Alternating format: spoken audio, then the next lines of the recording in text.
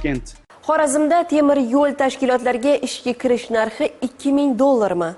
Viloyatdan kelgan navbatdagi lavhada tanishining ishonchiga kirib, uni ishga joylab qo'yish uchun qariyb 25 million so'm so'ragan shaxs haqida so'z boradi. Joriy yilning 22 yanvar kuni Xorazm viloyati transportda xavfsizlikni ta'minlash boshqarmasi tezkor qidiruv bo'limi xodimlari tomonidan o'tkazilgan tezkor tadbir davomida O'zbekiston temir yo'llari aksiyadorlik jamiyati temir yo'l infratuzilma mas'uliyati cheklangan jamiyat harbiylashtirilgan qo'riqlash boshqarmasi Qo'ng'irot harbiylashtirilgan qo'riqlash otryadi Urganch o'qchilik yong'in o'chirish komandasining o't o'chirish mashinasi haydovchisi lavozimida ishlovchi 1980-yilda Xorazm viloyati Shovot tumanida tug'ilgan fuqaro 2000-yilda Xorazm viloyati Shovot tumanida tug'ilgan fuqaroning ishonchiga kirib, temir yo'l tashkilotida ishlovchi mansabdor tanishlari orqali ishga kiritib qo'yish evaziga 2000 AQSh dollari talab qilib, oldindan 200 AQSh dollari miqdorida pullarni berish lozimligini aytib, Urganch shahar Darital savdo markazi oldida oldindan kelishilgan 200 AQSh dollari pullarni olgan vaqtida tadbir ishtirokchilari tomonidan ashyoviy dalillar bilan ushlangan. Mazkur holat yuzasidan O'zbekiston Respublikasi Jinoyat kodeksining 168 hamda 211 moddalar 1-qismi bilan jinoyat ishi qo'zg'atilgan.